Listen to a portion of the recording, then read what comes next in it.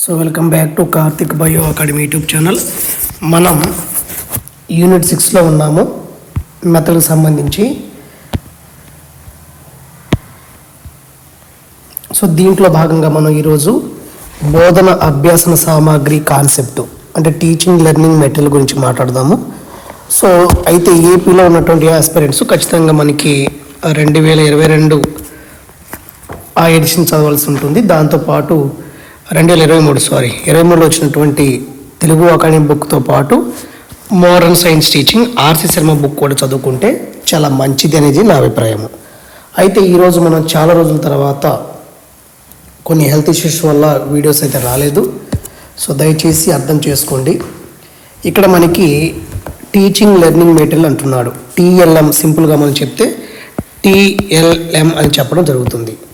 మరి ఎందుకు టీఎల్ఎం అనేటువంటి అంశాన్ని చూస్తే, ఇప్పుడు ఏదైనా ఒక క్లాస్ రూమ్లో మనకి బ్లాక్ బోర్డు కానీ, ఇప్పుడు ఐఏపీ ప్యానల్ వచ్చేసాయి, అదేవిధంగా చాక్ పీసులు కానీ, ఇప్పుడు మార్కర్లు అవి వచ్చాయి.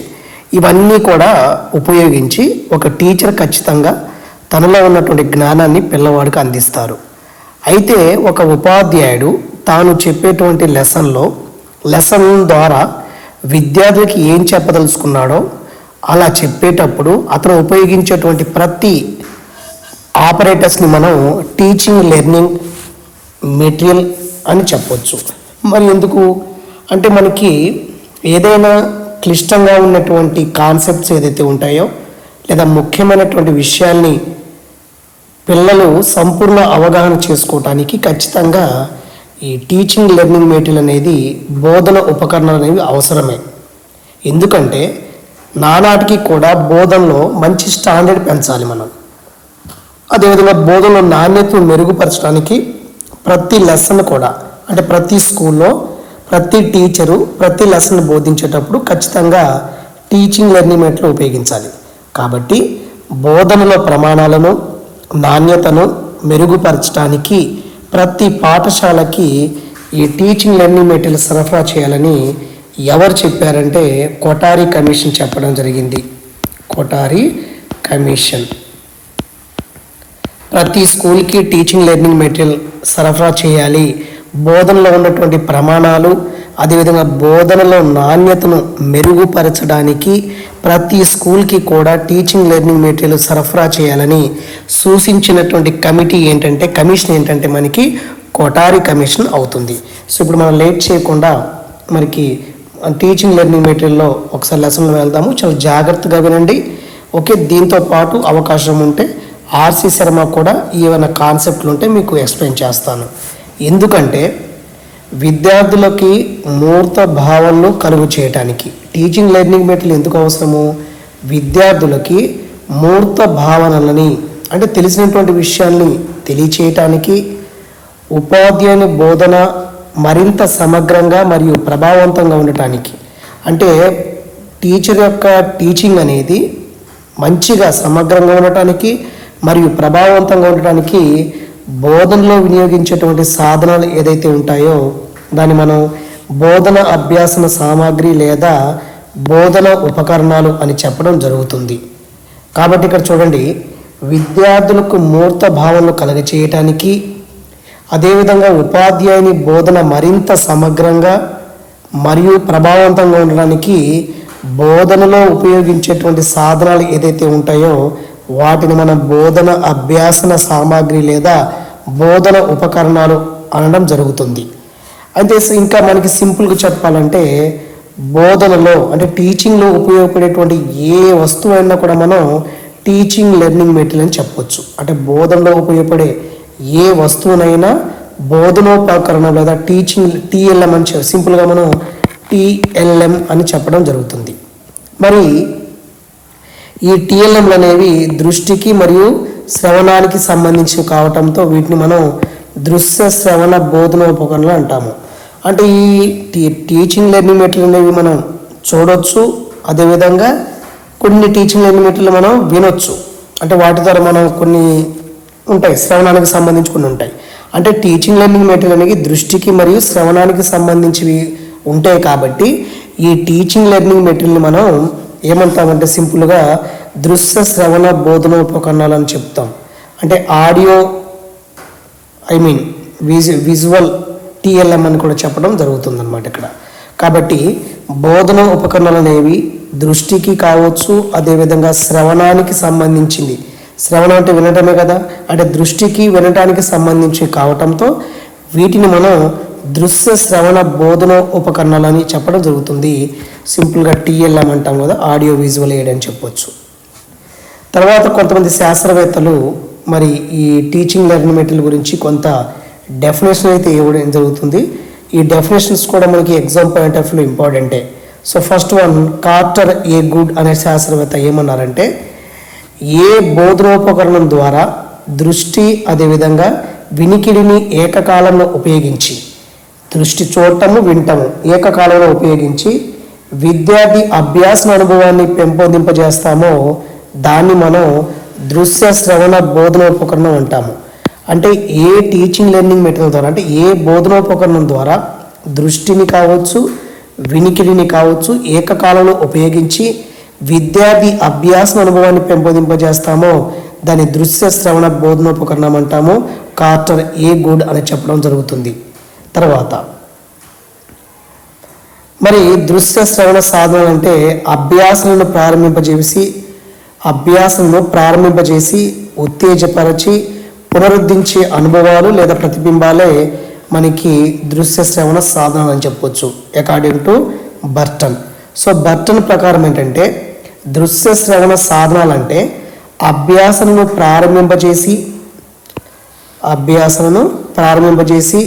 అదేవిధంగా ఉత్తేజపరచి పునరుద్ధరించే అనుభవాలు లేదా ప్రతిబింబాలు అవే మనకి దృశ్య శ్రవణ సాధనాలు అని చెప్పడం జరుగుతుంది అకార్డింగ్ టు బర్టన్.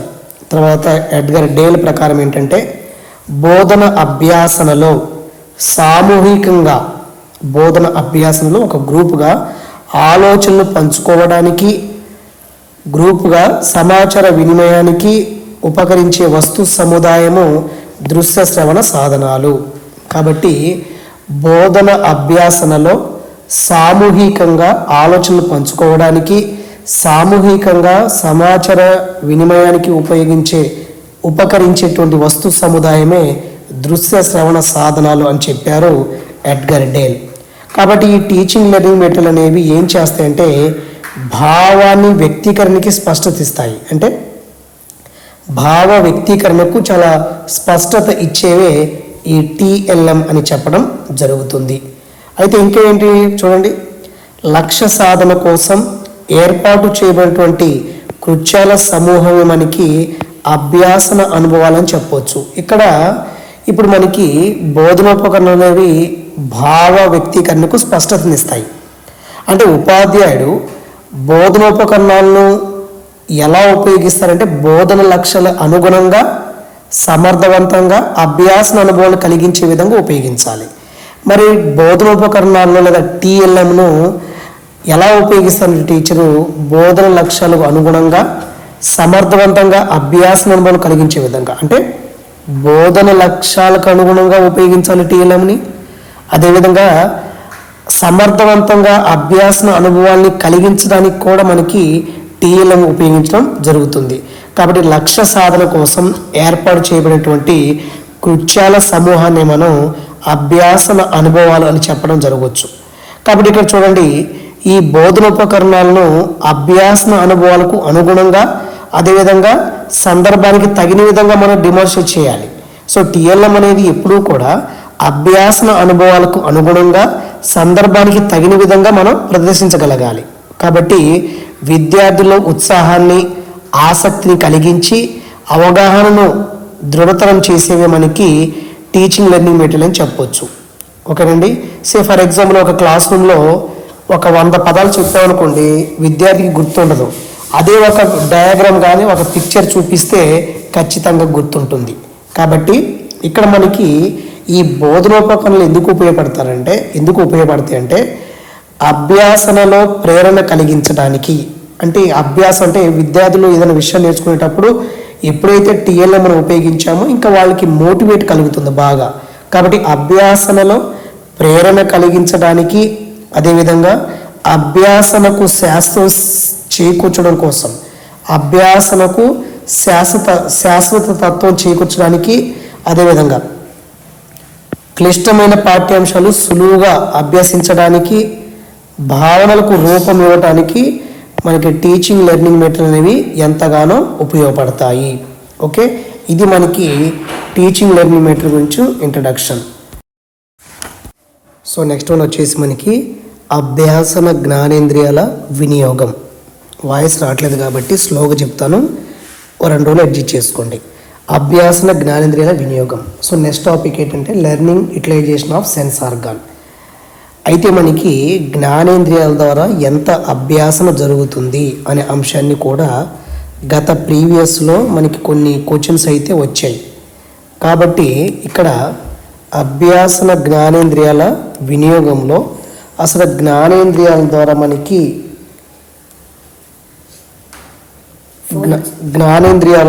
మనకి ఎలా అభ్యాసం జరుగుతుంది, మరి ఏ జ్ఞానేంద్రియం ద్వారా మనకి ఎక్కువగా జరుగుతుంది అనే అంశాన్ని చూద్దాం. అయితే ఇక్కడ చూడండి, అభ్యాసనలో జ్ఞానేంద్రియాలు ఏ విధంగా మనకు ఉపయోగపడతాయి. Learning utilization of sense organs అని చెప్తున్నారు. ఇక్కడ మనకి ఏదైనా ఒక విషయాన్ని చూడటం ద్వారా, అంటే కన్ను ద్వారా జరిగితే ఒక 83% అభ్యాసనం ఐ ద్వారా జరుగుతుంది మనకి. అంటే ఏదైనా ఒక విషయాన్ని మనం చూస్తే ప్రత్యక్ష అనుభవం కలుగుతుంది. అదేవిధంగా మనకి ఏమవుతుంది, ఎక్కువ చూడటం ద్వారా మనకి అభ్యాసం జరుగుతుంది. కాబట్టి జ్ఞానేంద్రియాలలో ఈ కన్ను ద్వారా 83% అభ్యాసం అనేది జరుగుతుంది. ఓకేనండి, అంటే మనకి విద్యార్థులు వివిధ జ్ఞానేంద్రియాల ద్వారా ఎంత శాతం అభ్యాస అనుభవాన్ని పొందుతారు, లేదా వివిధ జ్ఞానేంద్రియాల ద్వారా మరి ఏ విధంగా వాళ్ళకి అభ్యాసం జరుగుతుంది అనే అంశాన్ని చూస్తే కొంచెం ఇంపార్టెంట్ నాకు అనిపిస్తుంది. ఏంటంటే ఇక్కడ ఈ పాయింట్ ఇంపార్టెంట్ అనిపిస్తుంది. అత్యధికంగా మనకి కన్ను ద్వారా 83% అభ్యాసం అనేది జరుగుతుంది. ఇక్కడ మిగతా జ్ఞానేంద్రియాలు అంశాన్ని ఒకసారి చూస్తే చూడండి, కన్ను ద్వారా మనకి 83%. ఓకేనండి, ఇది విధి అవుతుంది. ఇది వచ్చేసి మనకి కలిగే అభ్యాసన శాతం అవుతుంది. కన్ను ద్వారా 83%, చెవి ద్వారా మనకి 11%, ముక్కు ద్వారా మనకి 3.5% ఇంకా ఉంటుంది. ఒక్క నిమిషం ఆగండి.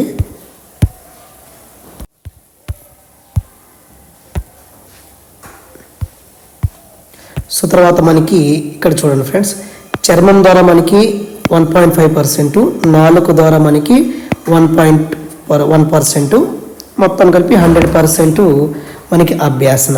దీనిలో 100%లో 83% అనేది మనకి ఖచ్చితంగా ఐ ద్వారా జరుగుతుంది. రెండోది వచ్చేసి మనకి చెవి ద్వారా మనకి 11% జరుగుతుంది. అంటే మనం చూడటము, వినడం ద్వారా ఎక్కువ అభ్యాసం అనేది జరుగుతుంది. ఎక్కువ చూడటం ద్వారా జరుగుతుంది. తర్వాత రెండో స్థానంలో వినటం ద్వారా అంటే 83% అభ్యాసం అనేది చూడటం ద్వారా జరుగుతుంది. 11% అభ్యాసం అనేది వినడం ద్వారా జరుగుతుంది. అయితే ఇక్కడ చూడండి, ఈ యొక్క పైన టేబుల్ మనం ఒకసారి గమనిస్తే ఏమవుతుందంటే ఎక్కువ శాతం అభ్యాసం దేనివల్ల జరుగుతుందని అడుగుతారు బిట్టు. కాబట్టి పై టేబుల్ మనం గమనిస్తే ఎక్కువ శాతం, నేను చెప్పే ప్రతి మాట ఇంపార్టెంట్ అండి. మీరు కాంపిటేటివ్ ఎగ్జామ్స్లో ఉన్నప్పుడు ఓపిక ఉండాలి, ప్రతి మాట మీరు వినాలి. ఈ టేబుల్ మనం గమనించామనుకోండి, కన్నులు ప్లస్ చెవుల ద్వారా మనకి ఎక్కువ శాతం అభ్యాసం జరుగుతుందని గుర్తుపెట్టుకోండి. కన్నుల ద్వారా 83% అవుతుంది, చెవుల ద్వారా వినటం ద్వారా 11% అనేది అవుతుంది. తర్వాత ముక్కు, చర్మం, నాలుక ద్వారా మనకి తక్కువ శాతం అభ్యాసం అనేది జరుగుతుంది అని మీరు గుర్తుపెట్టుకోవాలి. అయితే ఇక్కడ చూడండి, ఇక్కడ ఇంకోటి బహుళేంద్రియ ఉపగమం అని చెప్పేసి, లేదా బహుళ ఇంద్రియ ఉపగమం అని ఒక కాన్సెప్ట్ ఉంది. అంటే దీనికి ఎలాగంటే విద్యార్థుల్లో వివిధ జ్ఞానేంద్రియాలకు సంబంధించిన అనుభవాలు ఒకేసారి కలిగించడాన్నే బహుళ ఇంద్రియ ఉపగమం అంటాము. మరియు భావనను ప్రవేశపెట్టింది ఎడ్గర్ డెల్ అనేటువంటి శాస్త్రవేత్త. అంటే విద్యార్థుల్లో చూడటానికి, అదేవిధంగా వినటానికి, రుచికి, స్పర్శకి, వాసనకి సంబంధించిన అనుభవాలను వివిధ ఉపకరణాలని ఉపయోగించడం ద్వారా ఏకకాలంలో తీసుకురావటమే. అంటే విద్యార్థులలో వివిధ జ్ఞానేంద్రియాలకు సంబంధించిన అనుభవాలను ఒకేసారి కలిగించడాన్నే బహుళ ఇంద్రియ ఉపగమం అంటాము. మరి ఈ భావనను ప్రవేశపెట్టిన శాస్త్రవేత్త ఎడ్గర్ డేల్ అవుతారు. ఓకే, తర్వాత చూడాలండి. తర్వాత ఏంటంటే మనకి ఇక్కడ ఎంత శాతం గుర్తుపెట్టుకుంటాము అంటే జ్ఞానేంద్రియాలకును అభ్యాసానికి అదేవిధంగా స్మృతికి మధ్య సంబంధం, అంటే గుర్తు పెట్టుకోవడానికి మధ్య సంబంధం ఏంటంటే ఇక్కడ బహుళ ఇంద్రియ చర్యల ద్వారా విద్యార్థుల స్మృతి స్థాయి, ధారణ స్థాయి ఈ విధంగా ఉంటుంది. అంటే దేని ద్వారా ఎంత గుర్తుంటుంది అనేటువంటి అంశాన్ని చూడాలి. అంటే చదవటం ద్వారా ఎంత స్థాయి మనకి గుర్తుంటుంది, స్మృతి స్థాయి ఎంత అంటే చూడండి, చదవడం ద్వారా మీకు 10% గుర్తుంటుంది అనుకోండి, వినడం ద్వారా 20% గుర్తుంటుంది, చూడటం ద్వారా 30% గుర్తుంటుంది, కానీ వినటం ద్వారా 50% గుర్తుంటుంది, చెప్పడం ద్వారా 80%, చేయడం ద్వారా 90%. ఇలాంటి ప్రశ్నలు ఖచ్చితంగా మనకి ఎగ్జామ్లో వచ్చేస్తాయి. అర్థమైందండి. అయితే ఈ టేబుల్ ఏం చెప్తుందంటే, ఈ టేబుల్ ఉపయోగం ఏంటంటే దృశ్యోపకరణాలకిను జ్ఞానేంద్రియాలకి, విద్యార్థి యొక్క అభ్యాసానికి, విద్యార్థి విషయాన్ని గుర్తుపెట్టుకోవటం, ఇవన్నీ కూడా ఒకదానికొకటి సంబంధం కలిగి ఉంటాయని ఈ టేబుల్ మనకి చెబుతుంది. అంటే చదవటం ద్వారా ఒక విద్యార్థికి 10% గుర్తుంటుంది అనుకోండి, వినడం ద్వారా 20%, చూడటం ద్వారా 30%, వినడం ద్వారా 50%, చెప్పడం ద్వారా 80%, అదే చెప్పడం అదేవిధంగా చేయడం ద్వారా 90% అనేది స్మృతి స్థాయి ఉంటుంది, గుర్తుపెట్టుకుంటాడు అని అర్థం అన్నమాట. కాబట్టి ఈ రెండు టేబుల్స్లో ఎగ్జామినర్ ఏమైనా క్వశ్చన్ ఫ్రేమ్ చేయవచ్చు. కాబట్టి జాగ్రత్తగా ఒకసారి మీరు కూడా చూసుకోండి. ఇది నేను 2023 బుక్ని రిఫర్ చేశాను, మిగతా అకాడమిక్ బుక్ని అంతా కూడా రిఫర్ చేసి రాయటం జరిగింది. ఈ బుక్లో కొంచెం మోడిఫికేషన్స్ అవుతున్నాయి. ఆ మోడిఫికేషన్ చేస్తే చేస్తాను, లేకపోతే లేదు. ఇంకో 1 వీక్లో మనకి ఈ బుక్ అయితే అందుబాటులో ఉంటుంది. నేను యూట్యూబ్లో తెలియచేస్తాను. దయచేసి అర్థం చేసుకోండి. వాయిస్ అయితే రావట్లేదు, అయినా మీకు చెప్పడానికి అయితే ప్రయత్నం చేస్తున్నాను. ఓకే, తర్వాత మనకి ఇంకా ఈ టీచింగ్ లెర్నింగ్ మెటీరియల్ వల్ల మనకి ఉపయోగాలు ఏంటి, ప్రయోజనాలు, ఇవి కూడా మనకి చెప్పలేమండి. తెలంగాణ ఎగ్జామ్ పేపర్ దృష్ట్యా మనం ప్రతి లైన్ కూడా ఇంపార్టెంటే మనకి. ఎందుకు మరి బోధనోపకరణాలు మనకి ఎందుకు ఉపయోగపడతాయి, what is the purpose of TLM, ఎందుకు ఉపయోగం ఏంటంటే ఒకసారి చూడండి. ఇక్కడ ఈ టిఎల్ఎం అనేవి ప్రత్యక్ష అనుభవాలే కాక మూర్త భావనలను, వైవిధ్యభరితమైన అనుభవాలను కలిగిస్తాయి. అంటే టిఎల్ఎంస్ ఏం చేస్తాయంటే ప్రత్యక్ష అనుభవాన్ని కలిగిస్తాయి, అదేవిధంగా ప్రత్యక్ష అనుభవాల వల్లే మూర్త భావాలను కలిగిస్తాయి, అదేవిధంగా వైవిధ్యభరితమైనటువంటి అనుభవాన్ని కలిగించేవి మనకి టిఎల్ఎం అని చెప్పవచ్చు. ప్రత్యక్ష అనుభవాల వల్లే మూర్త భావనలను, వైవిధ్యభరితమైనటువంటి అనుభవాన్ని కలిగించేవి మనకి టిఎల్ఎం అని చెప్పవచ్చు. అదేవిధంగా భావ స్పష్టత, ఓకేనండి, భావ స్థిరీకరణ, భావస్మృతి వంటి మానసిక ప్రక్రియలు దృఢతరమై బోధన అంశాలు ఎక్కువ కాలం గుర్తుంటాయి. నేర్చుకున్న విషయానికి శాశ్వతత్వం కలిగిస్తాయి అన్నమాట. కాబట్టి టీచింగ్ లెర్నింగ్ మెటీరియల్ వల్ల భావాలు, ఏదైనా కాన్సెప్ట్ ఉంటే మనకి దాని మీద స్పష్టత వస్తుంది, అది మైండ్లో స్థిరీకరణ జరుగుతుంది, అది మైండ్లో గుర్తు ఉంటుంది. అటువంటి ప్రక్రియలన్నీ కూడా బాగా దృఢతరమైపోయి ఆ బోధన అంశాలు ఎక్కువ కాలం గుర్తుండని ప్రధాన కారణం ఏంటంటే ఈ టీచింగ్ లెర్నింగ్ మెటీరియలే. నేర్చుకునే విషయం మనకి బాగా శాస్త్రంగా ఉండిపోతుంది మైండ్లో. దానివల్ల ఏంటంటే దేనివల్ల అంటే మనకి టీచింగ్ లెర్నింగ్ మెటీరియల్ వల్ల. సో తర్వాత మనకి ఇంకా అదేవిధంగా ఇక్కడ ఈ స్టూడెంట్స్ ఏం చేస్తారంటే ఈ టీచింగ్ లెర్నింగ్ మెటీరియల్ని ప్రత్యక్షంగా పరిశీలన చేస్తారు. కాబట్టి ఖచ్చితంగా వాళ్ళు ఆ టీచింగ్ లెర్నింగ్ మెటీరియల్ని తయారు చేసుకుంటారు, అదేవిధంగా ఉపయోగించుకుంటారు. తర్వాత ఈ టీచింగ్ లెర్నింగ్ మెటీరియల్ వల్ల ఏమవుతుంది, టీచర్ యొక్క పని అనేది బాగా సులభతరం అవుతుంది. అంటే టీచర్ యొక్క పని చాలా సింప్లిఫై అవుతుంది. అదేవిధంగా టీచర్ అనేవారు తక్కువ టైంలోనే మంచి ఎఫెక్టివ్ టీచింగ్ చేయవచ్చు అనమాట ఈ టీచింగ్ లెర్నింగ్ మెటీరియల్ ఉపయోగించుకొని. తర్వాత విద్యార్థుల్లో ఇంట్రెస్ట్ వస్తుంది, టీఎల్ఎం వల్ల ఉత్సాహం వస్తుంది, ఎక్కువ అవధానం కలిగిస్తాయి. అవధానం అంటే విషయం పైన కాన్సన్ట్రేట్ చేయడానికి అవకాశం ఉంటుంది. ఓకే, తర్వాత ఈ టీఎల్ఎం ఏంటి చేస్తాయి అంటే బోధన అభ్యాసనను వేగవంతం చేస్తాయి, బోధన అభ్యాసన ప్రక్రియను అర్థవంతంగా చేస్తాయి. అంటే బోధన అభ్యాసాన్ని బాగా స్పీడ్ చేస్తాయి, వేగవంతం చేస్తాయి, ఇంకా అర్థవంతం కూడా చేస్తాయి. అదేవిధంగా ఎప్పుడైతే మన క్లాస్ రూమ్లో ఈ టీచింగ్ లెర్నింగ్ మెటీరియల్ని ఉపయోగించామో విద్యార్థుల దృష్టిని ఆకర్షిస్తాయి. దాని తర్వాత పరిశీలన, ప్రయోగ నైపుణ్యాలు కూడా అభివృద్ధి చేస్తాయి. అంటే ఈ టీచింగ్ లెర్నింగ్ మెటీరియల్ అనేవి విద్యార్థుల యొక్క దృష్టిని ఆకర్షిస్తాయి. అంటే విద్యార్థి అనేవారు ఖచ్చితంగా పరిశీలన చేయడానికి అవకాశం ఉంటుంది, ఖచ్చితంగా ప్రయోగ నైపుణ్యాలను కూడా అభివృద్ధి చేసేవి మనకి టీచింగ్ లెర్నింగ్ మెటీరియల్. ఈ టీచింగ్ లెర్నింగ్ మెటీరియల్ వల్ల విద్యార్థుల్లో ఆలోచన శక్తి, అదేవిధంగా క్రియేటివిటీ అనేది రెండు కూడా డెవలప్మెంట్ అవుతుంది. ఎప్పుడైతే మనం క్లాస్ రూమ్లో టీచింగ్ లెర్నింగ్ మెటీరియల్ వాడామో మనం లెసన్ చెప్పేటప్పుడు విద్యార్థులు విసుగు చెందరు. ఓకే, సుదీర్ఘ ఉపన్యాస పద్ధతిలో వాళ్ళు విసుగు చెందరు. అదేవిధంగా ఉపాధ్యాయుని విద్యార్థులకు జ్ఞాన ప్రసారంలో, సమూహ చర్చలలో బహువిధాలుగా ప్రయోజనం చేకూరుస్తాయి. అంటే ఉపాధ్యాయునికి అదేవిధంగా విద్యార్థులకి జ్ఞాన ప్రసారంలో, అదేవిధంగా గ్రూప్ డిస్కషన్లో అనేక విధాలుగా మనకి ఈ టీచింగ్ లెర్నింగ్ మెటీరియల్ అనేవి మనకి ఉపయోగపడతాయి. అంటే సుదీర్ఘ ఉపన్యాస పద్ధతిలో విసుగు చెందకుండా ఉపాధ్యాయునికి విద్యార్థులకి జ్ఞాన ప్రసారంలో, సమూహ చర్చల్లో కూడా బహువిధాలుగా ఈ టీచింగ్ లెర్నింగ్ మెటీరియల్ అనేవి మనకి ఉపయోగపడటం జరుగుతుంది. ఏదైనా మన స్కూల్ లెవెల్లో మనకి కొన్ని అంటే మనకి వనరులు తక్కువగా ఉన్నప్పుడు, అంటే వనరుల కొరత అధికంగా ఉన్నప్పుడు వీటి స్థానంలో మనకి వీటిని టీఎల్ఎం అనేవి భర్తీ చేయటం అనేది జరుగుతుంది. కాబట్టి టీచింగ్ లెర్నింగ్ మెటీరియల్ ఉపయోగించని చెప్తే ఏ విషయమైనా ఖచ్చితంగా విద్యార్థికి చాలా టైం పాటు అతను గుర్తుపెట్టుకుంటాడు. కాబట్టి మనం యాజ్ ఏ బయాలజీ టీచర్గా ఖచ్చితంగా మనం లెసన్ చెప్పేటప్పుడు ఏదో ఒక చార్ట్ కానీ లేదా ఒక మోడల్ కానీ ఖచ్చితంగా మనం ఈ టీచింగ్ లెర్నింగ్ మెటీరియల్ ఉపయోగించి చెప్తే బాగుంటుంది. కానీ కొన్నిసార్లు అది సాధ్యపడకపోవచ్చు. ఇది బోధనోపకరణల ప్రయోజనాలు, పర్పస్ ఆఫ్ టీఎల్ఎం అని చెప్పడం జరుగుతుంది. తర్వాత మనకి ఈ టీచింగ్ లెర్నింగ్ మెటీరియల్కి ఉండవలసినటువంటి లక్షణాలు ఏంటి, క్యారెక్టరిస్టిక్స్ ఆఫ్ టీఎల్ఎం అని చెప్పొచ్చు.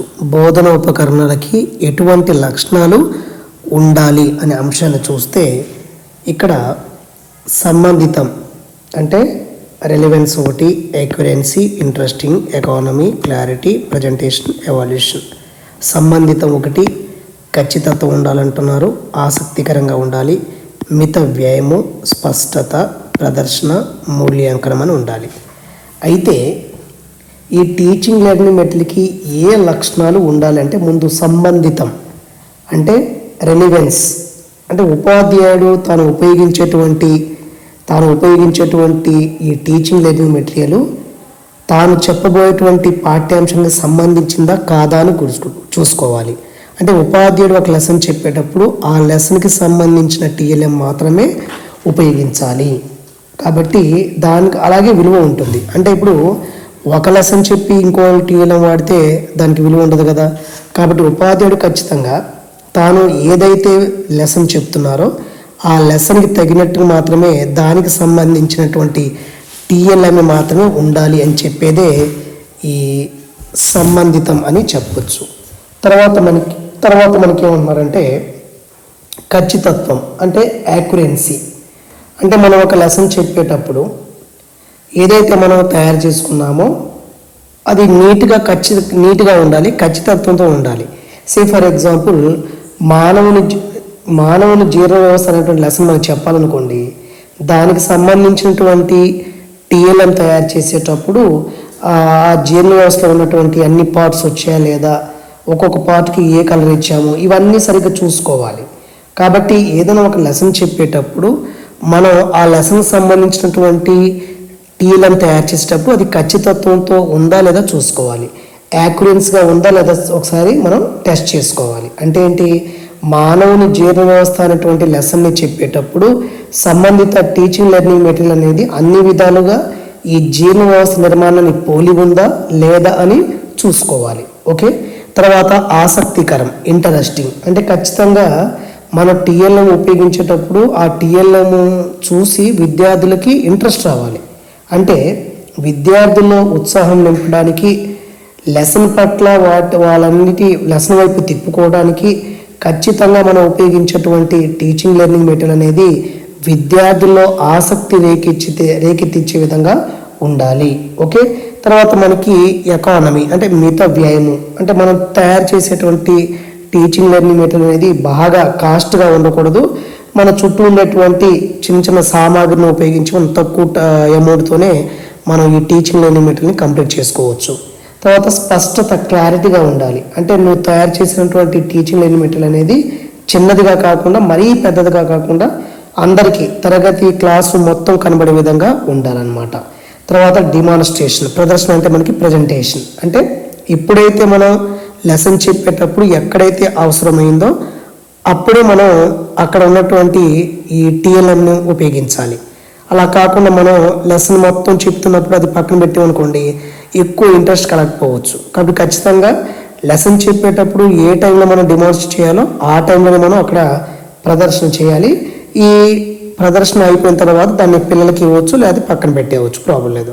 తర్వాత ఎవాల్యుయేషన్, అంటే మనం తయారు చేసినటువంటి ఈ టీచింగ్ లెర్నింగ్ మెటీరియల్లో ఎవాల్యుయేషన్కి అనువుగా ఉండాలి. ఇంకేమన్నా యాడ్ చేయాలా లేదా నేను చూసుకునే విధంగా మనకి టీచింగ్ లెర్నింగ్ మెటీరియల్ అనేది ఉండాలి.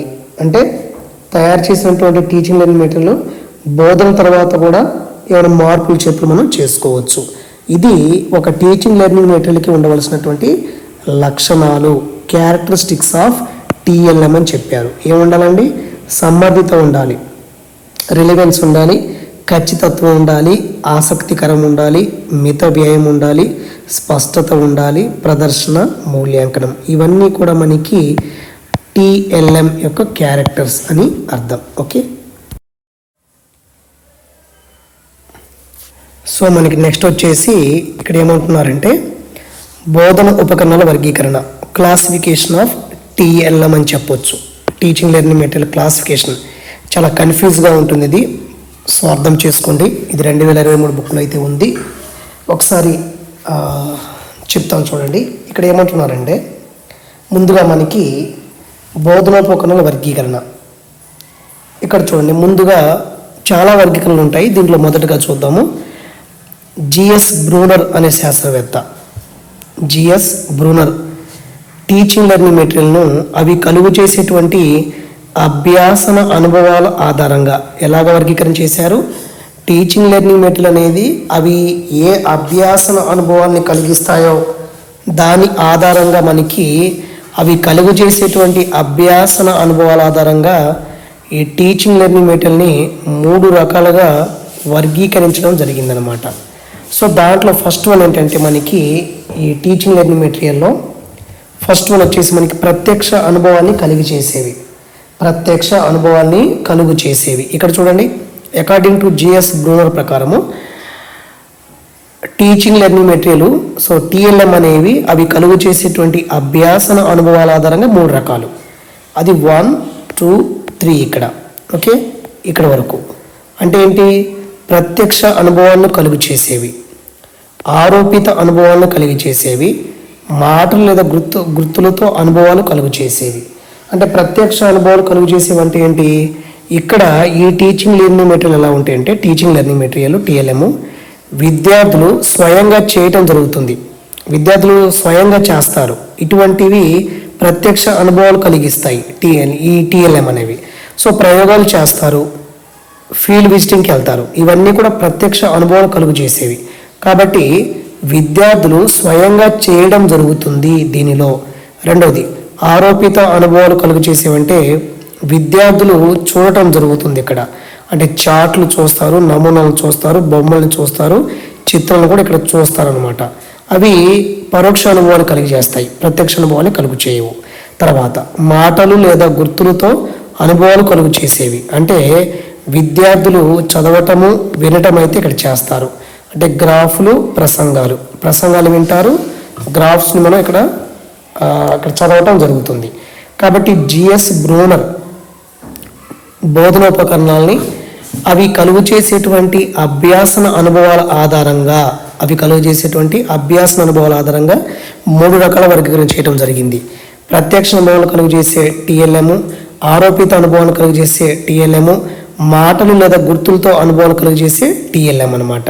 సో ప్రత్యక్ష అనుభవాలు కలుగజేసే టీఎల్ఎం అంటే ప్రయోగాలు చేయటము, క్షేత్ర పర్యటనలో. ఆరోపిత అనుభవాలు కలుగజేసే టీఎల్ఎం అంటే చార్ట్లు, నమూనాలు, బొమ్మలు, చిత్రాలు. మాటలు లేదా గుర్తులతో అనుభవాలు కలుగజేసేవి గ్రాఫ్స్, అదేవిధంగా ప్రసంగాలను చెప్పొచ్చు. అయితే విద్యార్థులు స్వయంగా చేయటం జరిగేది ప్రత్యక్ష అనుభవం కలిగించేవి.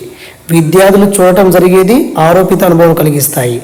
విద్యార్థులు చదవటం, వినటం చేస్తారు, దేంట్లో మాటలు లేదా గుర్తులతో అనుభవాలు కలుగు చేసేవి. ఈ విధంగా జిఎస్ బ్రూనర్ ప్రకారము బోధనోపకరణాలు అవి కలుగు చేసేటువంటి అభ్యాసన అనుభవాల ఆధారంగా 3 రకాలుగా వర్గీకరించడం జరిగింది. సో తర్వాత మనకి విద్యార్థుల యొక్క జ్ఞానేంద్రియాలు కలుగు చేసే ఉద్దీపనల ఆధారంగా, ఇది ఇంపార్టెంట్ పాయింట్, విద్యార్థుల యొక్క జ్ఞానేంద్రియాల్లో కలుగు చేసే ఉద్దీపనల ఆధారంగా ఈ టీచింగ్ లెర్నింగ్ మెటీరియల్ను 4 రకాలుగా విభజించవచ్చు మనం. విద్యార్థుల జ్ఞానేంద్రియాల్లో కలుగు చేసే ఉద్దీపనల ఆధారంగా అంటే సెన్సార్గాన్లో కలిగించేటువంటి స్టిమ్యులస్ ఆధారంగా ఈ బోధన ఉపకరణాలని 4 రకాలుగా మనం డివైడ్ చేయవచ్చు. ఒకటి ఏంటంటే శ్రవణ ఉపకరణాలు, ఆడియో ఎయిడ్ అని చెప్పొచ్చు.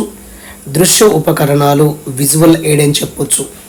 శ్రవణ దృశ్య ఉపకరణాలు, ఆడియో విజువల్ ఎయిడ్ అని చెప్పొచ్చు. కృత్య ఉపకరణాలు, యాక్టివిటీ ఎయిడ్ అని చెప్పొచ్చు. అంటే మనకి విద్యార్థిలో ఉన్నటువంటి సెన్సార్ గన్స్ ఉంటాయి, జ్ఞానేంద్రియాలు ఉంటాయి కదా, జ్ఞానేంద్రియాల్లో కలుగు చేసే ఉద్దీపనల ఆధారంగా 4 రకాలుగా అయితే చెప్పాము మీకు. అయితే ఈ క్లాసిఫికేషన్ అనేది విస్తృతంగా ఆమోదించబడి అధిక ప్రజాదరణ పొందింది. అంటే ఎక్కువ క్లాసిఫికేషన్ బోధన ఉపకరణాలలో ఈ వర్గీకరణ విస్తృతంగా ఆమోదించబడి అధిక ప్రజాదరణ పొందింది. కాబట్టి టిఎల్ఎం క్లాసిఫికేషన్లో బెస్ట్ క్లాసిఫికేషన్ అన్నమాట ఇది. ఓకే, ఇది దేన్ని బట్టి విద్యార్థి యొక్క జ్ఞానేంద్రియాల్లో కలుగు చేసేటువంటి ఉద్దీపనల ఆధారంగా. సో దాంట్లో ఫస్ట్ వన్ ఆడియో ఎయిడ్ గురించి మాట్లాడదాము, శ్రవణ ఉపకరణాల గురించి మాట్లాడదాము. కొంచెం స్లోగా చెప్తున్నాను ఎందుకంటే ఇంకా మనం కొంచెం ఇబ్బందిగా ఉంది కాబట్టి. ఓకే, అయితే మనకి శ్రవణ ఉపకరణాలు, ఆడియో ఎయిడ్ అంటే జనరల్గా ఇవి ప్రాథమికంగా విద్యార్థుల వినికిడి జ్ఞానాన్ని ప్రేరేపిస్తాయి. విద్యార్థుల యొక్క వినికిడి జ్ఞానాన్ని ప్రేరేపిస్తాయి. అంటే ఈ ఎయిడ్ వల్ల మనకి కేవలం విద్యార్థి వింటాడు అంతే, వినటం ద్వారా నేర్చుకుంటాడు. అంటే ఈ టిఎల్ఎం ద్వారా మనకి వినడం ద్వారా వానికి అభ్యాసం కలుగుతుంది. కాబట్టి విద్యార్థుల వినికిడి జ్ఞానాన్ని ప్రేరేపించేవి శ్రవణ ఉపకరణాలు అని చెప్పొచ్చు. సో దీనికి ఎగ్జాంపుల్ ఏంటి, మనకి గ్రామ్ఫోన్ రికార్డ్స్, ఆ పిక్చర్ కనబడ, ఓన్లీ మనం వింటాం అంతే. రేడియో ప్రసారాలు వింటాము. ఓకే, టేప్ రికార్డరు, టెలిఫోన్ కావచ్చు, వాయిస్ రికార్డ్, ఇవన్నీ కూడా మనకేంటి, వీటన్నిటినీ కూడా వినడం ద్వారా మనకి అభ్యాసం అనేది జరుగుతుంది. ఇక్కడ చూడటానికి అవకాశం ఉండదు, ఓన్లీ చూడటానికి అవకాశం ఉండదు. ఇక్కడ ఏంటంటే ఓన్లీ మనం వినటానికి అవకాశం ఉంటుంది. కాబట్టి ఈ శ్రవణ ఉపకరణాలు, ఆడియో ఎయిడ్ అనేది వినికిడి జ్ఞానాన్ని ప్రేరేపిస్తుంది. కేవలం ఇటువంటి టీచింగ్ లెర్నింగ్ మెటీరియల్ కేవలం వీటి ద్వారా వింటామంతే, వినడం ద్వారా మనకి అభ్యాసం అనేది కలుగుతుంది. నెక్స్ట్ వన్, సో చాలా ఇంపార్టెంట్ అండి ఇవి. మరి ఎంతో కష్టపడి వీడియో చేస్తున్నాము. ఖచ్చితంగా దీంతో పాటు ఆశ్రమ బుక్ కూడా మీరు చూసుకోండి, నేను అది కూడా మీకు చెప్పడానికి అయితే ప్రయత్నం చేస్తాను. అయితే మనకి ఆడియో ఎయిడ్లో ఏమవుతుంది, చూడటానికి ఇక్కడ అవకాశం అనేది ఉండదు, ఇది గుర్తుపెట్టుకోండి. సో అది మనకి శ్రవణ ఉపకరణాలు, ఆడియో ఎయిడ్ గురించి. రెండోది దృశ్య ఉపకరణాలు, విజువల్ ఎయిడ్. విజువల్ ఎయిడ్ అంటే సో విజువల్ ఎయిడ్ అంటే ఇక్కడ చూడండి, ఈ రకమైనటువంటి ఉపకరణాలు దృశ్య ఉద్దీపనలు ప్రేరేపించి దృష్టి జ్ఞానాన్ని కలిగి ఉంటాయి. సో ఇటువంటి విజువల్ ఎయిడ్ అంటే, విజువల్ ఎయిడ్ అన్నీ కూడా ఎటువంటి ఉద్దీపనాలు కలిగి ఉంటాయి, దృశ్య ఉద్దీపనాలు కలిగి ఉండి, ఈ దృశ్య ఉద్దీపన ద్వారా మనకి దృష్టి జ్ఞానం అనేది విద్యార్థి కలుగుతుంది. ఏదైనా ఒక టీచింగ్ లెర్నింగ్ మెటీరియల్ టీఎల్ఎం మనం చూసామనుకోండి, అంటే చూడటం ద్వారా అక్కడ అభ్యాసన జరుగుతుంది అని అర్థం. కాబట్టి వీటిని టీచింగ్ లెర్నింగ్ మెటీరియల్ని చూడటం ద్వారా అభ్యాసం అనేది ఇక్కడ జరుగుతుంది అనేది అర్థం. ఇక్కడ మనకి వినటానికి అవకాశం ఉండదు, ఇది విజువల్ ఎయిడ్ అనమాట. అక్కడ ఇక్కడ డిఫరెన్స్ చూడండి. కాబట్టి దృశ్య ఉపకరణాలంటే ఈ రకమైనటువంటి టిఎల్ఎం అనేది దృశ్య ఉద్దీపనలు ప్రేరేపించి దృష్టి జ్ఞానాన్ని కలిగి ఉంటాయి. ఓకేనండి, దృశ్య ఉద్దీపనలు ఉంటాయి, ఎక్కువ దృష్టి జ్ఞానం కలుగుతుంది ఇక్కడ. అంటే వీటి ద్వారా కేవలం చూడటం ద్వారా మనకి అక్కడ అభ్యాసన జరుగుతుంది, వినటానికి అవకాశం అనేది అక్కడ ఉండదు. మళ్ళీ దీంట్లో విజువల్ ఎయిడ్లో మళ్ళీ 3 రకాలు ఉన్నాయి. సో ఈ రకమైనటువంటి ఎయిడ్ అనేది దృశ్య ఉద్దీపనలు ప్రేరేపించి దృష్టి జ్ఞానాన్ని కలిగి ఉంటాయి. అంతే కదండి, దృశ్య ఉపకరణాలు అంటే చూడటం ద్వారా మన అభ్యాసం జరుగుతుంది. సో దీంట్లో మళ్ళీ 3 టైప్స్ అయితే ఉన్నాయి. ఒకటి శాబ్దిక ముద్రిత ఉపకరణాలు, అప్రక్షేపిత ఉపకరణాలు, ప్రక్షేపిత ఉపకరణాలు అని చెప్పొచ్చు. అప్రక్షేపిత అంటే మనకి non projected aid, projected aid, అదేవిధంగా వెర్బల్ ప్రింటెడ్ ఎయిడ్ అని చెప్పొచ్చు. ఇవి విజువల్ ఎయిడ్లో ఉన్నటువంటి రకాలు మళ్ళీ. సో దాంట్లో ఒకసారి చూడండి ఒకసారి. సో ఫస్ట్ వన్ ఏమన్నారు, శాబ్దిక ముద్రిత ఉపకరణాలు, వెర్బల్ ప్రింటెడ్ ఎయిడ్. అంటే వెర్బల్ ప్రింటెడ్ ఎయిడ్, శాబ్దికం అంటే అక్కడ లెటర్స్ అని అర్థం చేసుకోవచ్చు మనం యాక్చువల్గా అయితే ఇందులో వాచకం, టెక్స్ట్కి ప్రధానమైనటువంటి టెక్స్ట్ అనేది ప్రధాన బోధన టిఎల్ఎం దీనివల్ల విద్యార్థులకి స్వీయ అభ్యాసంలో ఉపయోగపడుతుంది.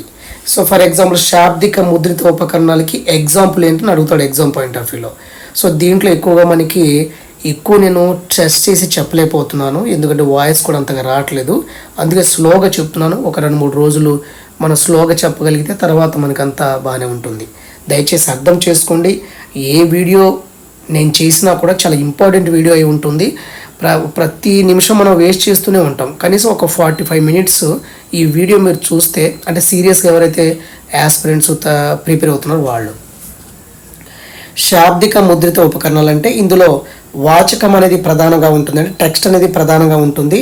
టెక్స్ట్ అనేది ప్రధాన బోధనోపకరణంగా ఉంటుంది అనమాట. ఇది విద్యార్థులకి సొంతగా నేర్చుకోవడానికి ఉపయోగపడుతుంది, ఓన్గా నేర్చుకోవచ్చు. దీంట్లో అంటే ఏంటి, టెక్స్ట్ బుక్స్ ఒక శాబ్దిక ముద్రిత ఉపకరణము, న్యూస్ పేపర్స్, రెఫరెన్స్, ఎన్సైక్లోపీడియా, ఇవన్నీ కూడా మనకి శాబ్దిక ముద్రిత ఉపకరణాలకి ఎగ్జాంపుల్ అనమాట. రెండవది అప్రక్షేపిత ఉపకరణాలు, నాన్ ప్రొజెక్టెడ్ ఎయిడ్ అని చెప్పొచ్చు. ఓకే, మరి ఈ టిఎల్ఎం ఎలా ఉంటాయంటే పిక్చర్స్ రూపంలో ఉంటాయి. ఇదేమో టెక్స్ట్ రూపంలో ఉంటుంది, ఇది పిక్చర్ రూపంలో ఉంటుంది. ఓకే, మరి ఈ బోధనోపకరణాలు ప్రదర్శితమయ్యేటువంటి పరిణామాల ఆధారంగా, అంటే ప్రదర్శితమయ్యేటువంటి పరిమాణాల ఆధారంగా మళ్ళీ 2 రకాలుగా దీంట్లో ఉంటాయి. అలాగే కొంచెం కన్ఫ్యూజ్గా ఉంటుంది, చూసుకోండి. ఈ నాన్ ప్రొజెక్టెడ్ ఎయిడ్లో ఇవన్నీ కూడా మనకి పిక్చర్ రూపంలో ఉంటాయి. మళ్ళీ దీంట్లో ఈ టిఎల్ఎం అనేది ప్రదర్శితమయ్యేటువంటి పరిమాణాల ఆధారంగా మళ్ళీ 2 టైప్స్గా డివైడ్ చేయవచ్చు. ఎలాగా ఒకసారి చూడండి. ఫస్ట్ వన్, దీంట్లో ఒక్క నిమిషం కలర్ మారుద్దాము. ఓకే, దీంట్లో ద్విమితీయ ఉపకరణాలు 2D ఎయిడ్ అని చెప్పొచ్చు, రేఖీయ సాధనాలు గ్రాఫికల్ ఎయిడ్, అదేవిధంగా డిస్ప్లే బోర్డ్స్ అని చెప్పొచ్చు, ప్రదర్శన బల్లలు, తర్వాత 3D ఎయిడ్ త్రిమితీయ ఉపకరణాలు. సో ఇవి ఉంటాయి అన్నమాట. సో ఇవన్నీ కూడా మనకి అప్రక్షేపిత ఉపకరణాలు, నాన్ ప్రొజెక్టెడ్ ఎయిడ్. అంటే ఇవి పిక్చర్ రూపంలో ఉంటాయి. మరి ఈ బోధనోపకరణాలు ప్రదర్శితమయ్యేటువంటి పరిమాణాల ఆధారంగా మళ్ళీ మనం 2 రకాలుగా డివైడ్ చేయటం జరుగుతుంది. ఓకే, అయితే దీంట్లో 2 రకాలు అన్నారు, కానీ కొంచెం వేరే కూడా ఉన్నాయి ఇక్కడ, ఒకసారి చూద్దాము. సో ఫస్ట్ వన్ ద్విమితీయ ఉపకరణాలు. అంటే చూడండి, ఇక్కడ ద్విమితీయ ఉపకరణాలు అంటే పొడవు వెడల్పు పరిమాణం గల ఈ ద్విమితీయ బోధనలో ఒక భావన వివరించే చిత్రం ఆకారం ఉంటుంది. అంటే చూడండి, ఇక్కడ పొడవు వెడల్పుగా ఉంటాయి. ఇవి ద్విమితీయ ఉపకరణాలు అనేవి పొడవు వెడల్పుగా ఉండి దీనిలో ఏదైనా ఒక కాన్సెప్ట్ని వివరించే ఒక చిత్రం లేదా ఆకారం అనేది ఉంటుంది. ఓకే, ఇవి 2 రకాలు, ద్విమితీయ ఒకటి, అదేవిధంగా మనకి నెక్స్ట్ కిందకు వస్తుంది త్రిమితీయ. ద్విమితీయాలో మళ్ళీ 2 రకాల రేఖీయ ప్రదర్శన ఉంటుంది. చాలా కన్ఫ్యూజ్గా ఉంటుంది క్లాసిఫికేషన్, ఒకసారి చాలా జాగ్రత్త చూడండి. సో ద్విమితీయ ఉపకరణాలు అనేవి ఎలా ఉంటాయండి, పొడవు వెడల్పు పరిమాణాలు ఉంటాయి ఉండి ఒక కాన్సెప్ట్ని వివరించే చిత్రం కానీ ఆకారం కానీ ఉంటుందన్నమాట. మళ్ళీ వీటిని రెండు రకాలుగా మనం డివైడ్ చేయవచ్చు. ఒకటి గ్రాఫికల్ ఎయిడ్, ఒకటి డిస్ప్లే బోర్డు ఒకటి. సో గ్రాఫికల్ ఎయిడ్లో ఏమొస్తాయి, చార్ట్స్ కానీ మ్యాప్ కానీ గ్రాఫ్ కానీ అన్నీ వస్తాయి. అదేవిధంగా డిస్ప్లే బోర్డులో మనకి బ్లాక్ బోర్డు కావచ్చు, బులెటిన్ బోర్డు కూడా ఉంటాయి అన్నమాట. సో తర్వాత మనకి త్రిమితీయ ఉపకరణం, ఇంకో రకం ఏంటంటే మనకి 3D. అంటే ఈ టిఎల్ఎం అనేది కేవలం పొడవు అదేవిధంగా వెడల్పు మాత్రమే పరిమాణాలు కలది. పొడవు వెడల్పు పరిమాణాలు కలది ద్విమితీయ ఉపకరణాలు. కానీ పొడవు వెడల్పు ఎత్తు ఈ 3 పరిమాణాలు కలిగినటువంటి బోధన ఉపకరణాలే త్రిమితీయ ఉపకరణాలు అని చెప్తాము. అయితే ఈ త్రిమితీయ బోధన ఉపకరణాల్లో నిజమైన వస్తువు లేదా దృగ్విషయం యొక్క ప్రాతినిధ్యం అనేది ఖచ్చితంగా ఉంటుంది. దీనివల్ల విద్యార్థులకి ఖచ్చితంగా కాన్సెప్చువలైజేషన్ అంటే భావగ్రహణం అనేది ఎక్కువగా ఈజీగా అర్థమవుతుంది అనమాట. సో వీటిలో మోడల్స్ ఉంటాయి, డయోరామా, తోలుబొమ్మలు అనేవి దీనికి ఎగ్జాంపుల్. చాలా ఇంపార్టెంట్ అండి ఇది. సో త్రిమితీయ ఉపకరణాలు అంటే ఏంటంటే ఇటువంటి టీచింగ్ లెర్నింగ్ మెటీరియల్లో ఇవి పొడవు వెడల్పు ఎత్తుని కలిగి ఉంటాయి అన్నమాట. ఎత్తుని కలిగి ఈ త్రిమితీయ బోధోపకరణాల్లో నిజమైన వస్తువు లేదా దృగ్విషయం యొక్క ప్రాతినిధ్యం ఖచ్చితంగా ఉంటుంది. అంటే నిజమైన వస్తువు లేదా దృగ్విషయం యొక్క ప్రాతినిధ్యం ఉంటుంది, మ్యాక్సిమం నిజమైన వస్తువులాగే ఉంటుంది అనమాట. సో ఈ ఉపకరణాల ద్వారా మనకి విద్యార్థులకి భావగ్రహణం కాన్సెప్చువలైజేషన్ అనేది చాలా ఎక్కువగా అవుతుంది. సో దీంట్లో ఎగ్జాంపుల్ ఏంటంటే నమూనాలు కావచ్చు, అదేవిధంగా మనకి డయోరామా, తోలుబొమ్మలు అన్నీ కూడా త్రిమితీయ ఉపకరణాలకి ఎగ్జాంపుల్ అనమాట. ఓకే, ఇది అప్రక్షేపిత ఉపకరణాలు. ఫస్ట్ది శాబ్దిక ముద్రిత ఉపకరణాలు. ఇప్పుడు మూడోది ఇవన్నీ దేంట్లో భాగంగా ఉంటాయి సార్, విజువల్ ఎయిడ్లో ఉంటాయి. విజువల్ ఎయిడ్లో మనం మాట్లాడుతున్నాము, ఆడియో ఎయిడ్ మాట్లాడాము, తర్వాత విజువల్ ఎయిడ్లోనే ఇవన్నీ రకాలు ఉంటాయన్నమాట దీంట్లో. ఓకేనండి. తర్వాత ప్రక్షేపిత ఉపకరణాలు, projected aid. Exam point of లో ఎగ్జాంపుల్ అడుగుతాడండి. పేజ్ నెంబర్ 95 ఉంది 2023 బుక్లో. ఆ 95లో టేబుల్ ఒకటి ఉంది, అది చాలా ఇంపార్టెంట్, అది చూసుకోండి. ఓకే, ప్రక్షేపిత ఉపకరణాలు అంటే ఇవి నిశ్చల చిత్రాలు, ఇవి కథలం అనమాట. కానీ వీటిని తెరపై ప్రదర్శించడం ద్వారా బోధిస్తారు. వీటిని మనం నిశ్చల చిత్రాలు అంటే వీటిని తెరపై డిమాన్స్ట్రేట్ చేసి బోధించడం జరుగుతుంది. అవి ఏంటి, స్లైడ్స్, ప్రక్షేపిత ఉపకరణాలు. అదేవిధంగా మనకి చాలా ఇంపార్టెంట్ ఫిల్మ్ స్ట్రిప్స్ ఉంటాయి కదా, అవి ఓహెచ్పి, ఓవర్ హెడ్ ప్రొజెక్టరు, ఇవన్నీ కూడా ప్రక్షేపిత ఉపకరణాలకి ఎగ్జాంపుల్. అంటే ఇవి నిశ్చల చిత్రాలు. ఓకేనండి, వీటిని మనం తెరపై ప్రదర్శిస్తాము, దాని ద్వారా మనం టీచింగ్ చెప్పడం జరుగుతుంది. సో ఇది ప్రక్షేపిత ఉపకరణాలు. ఓకేనా, ఇది ఇప్పుడు వరకు మనకి దృశ్య ఉపకరణాల్లో ఏం మాట్లాడాము మనం, శాబ్దిక ముద్రిత ఉపకరణాలు మాట్లాడాము, అప్రక్షేపిత ఉపకరణాలు, ప్రక్షేపిత ఉపకరణాలు మాట్లాడాము. ఆ శాబ్దిక ముద్రిత ఉపకరణాలు ఏం మాట్లాడాము, టెక్స్ట్ బుక్స్ అని, న్యూస్ పేపర్స్ అని, ఇవన్నీ కూడా డాక్యుమెంట్స్, మ్యాగజైన్స్ అన్నీ ఉంటాయి. అప్రక్షేపిత ఉపకరణాల్లో ద్విమితీయ ఉపకరణాలు, త్రిమితీయ ఉపకరణాలు ఉంటాయి. అవి ఎగ్జాంపుల్ చూసుకోండి, చెప్పాను కదా. తర్వాత ప్రక్షేపిత ఉపకరణాల్లో slides, film strips, micro films, projectors ఉంటాయి. సో ఇది చెప్పేటప్పుడు మీకు ఒక లాస్ట్లో టేబుల్ ఎక్స్ప్లెయిన్ చేయడానికి ప్రయత్నం చేస్తాను. ఇది దృశ్య ఉపకరణాలకి ఎగ్జాంపుల్. సో తర్వాత చూడండి, మూడవది శ్రవణ దృశ్య ఉపకరణాలు, ఆడియో విజువల్ ఎయిడ్ అనమాట. ఒకటి ఆడియో ఎయిడ్ చూసాము, రెండోది విజువల్ ఎయిడ్ కూడా చూసాము, మూడోది ఆడియో విజువల్ ఎయిడ్, శ్రవణ దృశ్య ఉపకరణాలు అని అర్థం. సో మనకి శ్రవణ దృశ్య ఉపకరణాలు ఆడియో విజువల్ ఎయిడ్ అనమాట. అయితే ఇవి కూడా మనకి ముందుగా చెప్పిన ప్రొజెక్టెడ్ ఎయిడే, ప్రక్షేపిత ఉపకరణాలు ఇవి కూడా. అయితే దీంట్లో వినడం చూడటం రెండు ఉంటాయి. ఇటువంటి టిఎల్ఎం అనేది వీటిని మనం చూడొచ్చు, వినొచ్చు. అంటే వినడం చూడటం ద్వారా మనకి ఇక్కడ అభ్యాసం అనేది జరుగుతుంది. కాబట్టి శ్రవణ దృశ్య ఉపకరణాల్లో ఆడియో విజువల్ ఎయిడ్లో వినడం ఉంటుంది, చూడటం రెండు జరుగుతాయి. బహుళ ఇంద్రియ చర్య వల్ల ఇక్కడ ఏం జరుగుతుంది, అభ్యాసం అనేది చాలా ప్రభావవంతంగా కొనసాగుతుంది. ఇవి వాస్తవిక అనుభూతిని కలిగించడం జరుగుతుంది. మరి దీనికి ఎగ్జాంపుల్ చూడండి, చలనచిత్రాలు, సినిమాస్ కావచ్చు, TV, multimedia computer, mobile phone, ఇవన్నీ కూడా మనకి ఆడియో విజువల్ ఎయిడ్కి ఎగ్జాంపుల్. తర్వాత యాక్టివిటీ ఎయిడ్ అనమాట, కృత్య ఉపకరణాలు. అవేంటో ఒకసారి చూద్దాం. వీడియోని ఖచ్చితంగా లైక్ చేయాలండి. ఎవరైతే ముందుగా చూస్తున్నారో సబ్స్క్రైబ్ చేసుకోండి. ఓకే. సో కృత్య ఉపకరణాలు అంటే యాక్టివిటీ ఎయిడ్ అని చెప్పాను. అయితే విద్యార్థులు దీంట్లో యాక్టివిటీ ఎక్కువ చేస్తారు, సొంతంగా పాల్గొంటారు వాళ్ళు, లేదా ప్రత్యక్షంగా పాల్గొంటారు కాబట్టి వాళ్ళకి మంచి ప్రత్యక్ష అనుభవాల్ని పొందడం జరుగుతుంది. సో విద్యార్థులు ప్రత్యక్షంగా వివిధ కృత్యాల్లో పాల్గొని అభ్యాస అనుభవాల్ని పొందడం జరుగుతుంది. సో విద్యార్థులు డైరెక్ట్గా ప్రత్యక్షంగా వివిధ యాక్టివిటీలో పాల్గొనటం వల్ల అక్కడ ప్రత్యక్ష అనుభవాన్ని పొందుతారు. సో అన్ని బోధనోపకరణాల్లో అన్నీ కంపేర్ చేస్తే ఇవి చాలా ఉన్నతంగా ఉంటాయి, ఉన్నతమైనవి అనమాట. అన్ని టీచింగ్ శ్రవణోపకరణాలు శ్రవణ దృశ్యోపకరణాల కంటే ఈ యాక్టివిటీ ఎయిడ్స్ అనేవి చాలా ఉన్నతమైనవిగా ఉంటాయి.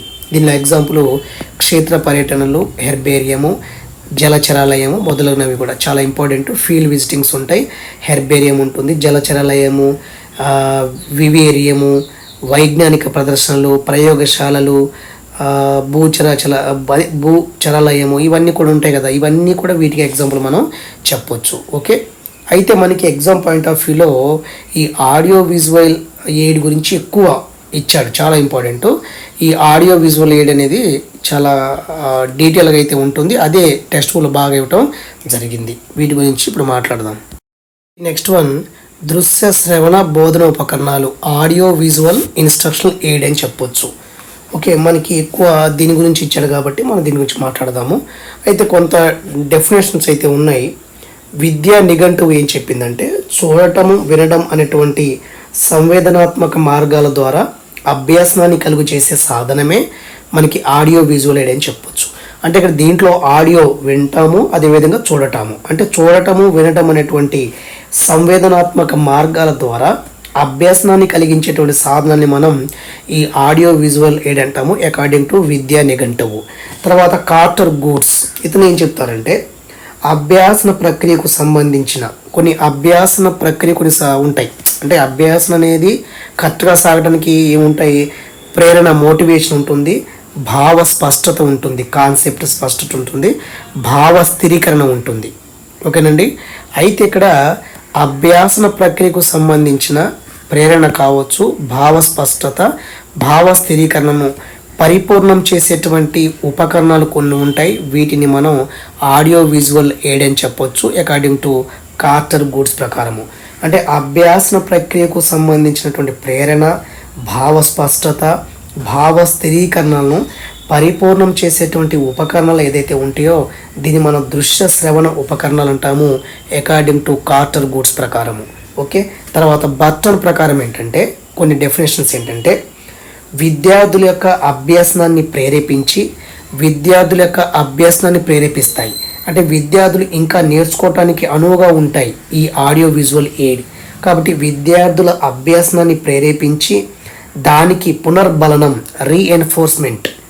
పునర్బలం కలిగించేటువంటి ఇంద్రియ ప్రతిమలను లేదా వస్తువులను మనం ఆడియో విజువల్ ఎయిడ్ అని చెప్పొచ్చు. ఈ audio visual aid according to Burton ప్రకారం ఏంటంటే, విద్యార్థుల్లో అభ్యాసాన్ని ప్రేరేపిస్తాయి, ఆ అభ్యాసనానికి పునర్బలం కలిగిస్తాయి అని అర్థం. ఓకే. అయితే ఈ ఆడియో విజువల్ ఎయిడ్ వల్ల ఖచ్చితంగా ఒక విద్యార్థికి ప్రత్యక్ష అనుభవాలు కలుగుతాయి. అంటే మనకి ఈ దృశ్య శ్రవణ ఉపకరణాలు లేదా శ్రవణ దృశ్య ఉపకరణాలు అంటాం కదా, ఈ ఆడియో విజువల్ ఎయిడ్ విద్యార్థులకు మంచి ప్రత్యక్ష అనుభవాన్ని కలిగిస్తాయని చెప్పొచ్చు. ఇంకా ఈ ఆడియో విజువల్ ఎయిడ్ ఏం చేస్తాయంటే, విద్యార్థులకి ప్రత్యక్ష అనుభవాల్ని కలిగించటంతో పాటు పరోక్ష అనుభవాలను లేదా ప్రతినిధిత్వ అనుభవాల యొక్క పరిధిని ఇంకా విస్తరించడానికి ఉపయోగపడతాయి ఆడియో విజువల్ ఎయిడ్. మరి ఎందుకు ఉపయోగపడుతుంది ఆడియో విజువల్ ఉండటం వల్ల? మనకి టీచింగ్లో చెప్పేటప్పుడు ఆడియో ఎయిడ్ కాకుండా, వీడియో ఎయిడ్ కాకుండా కేవలం ఆడియో విజువల్ ఎయిడ్ అనేది ఎందుకు ఉపయోగపడుతుంది? వీటి వల్ల ఖచ్చితంగా అభ్యాసం 90% జరుగుతుంది కానీ చెప్పుకున్నాం అంతకుముందు. కాబట్టి ఈ ఆడియో విజువల్ ఎయిడ్ అనేది ఎందుకు ఉపయోగపడుతుందంటే ఒకసారి చూద్దాం.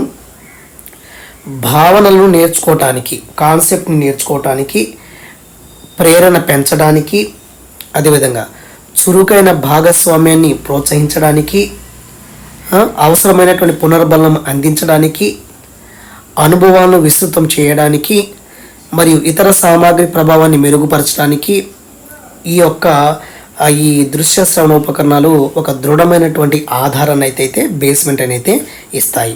ఓకే, వీటి యొక్క ఇంపార్టెన్స్ అవి కూడా ఒకసారి నేర్చుకోండి, ఒకసారి చూసుకోండి. భావనలు నేర్చుకోవడానికి ఉపయోగపడుతుంది, ప్రేరణ పెంచడానికి అంటే అభ్యాసంలో మోటివేషన్ పెంచడానికి ఉపయోగపడుతుంది, చురుకైన భాగస్వామిని ప్రోత్సహించడానికి అంటే అభ్యాసనలో విద్యార్థులు పాల్గొనే విధంగా చేస్తుంది, పాల్గొనేటట్లు చేస్తుంది.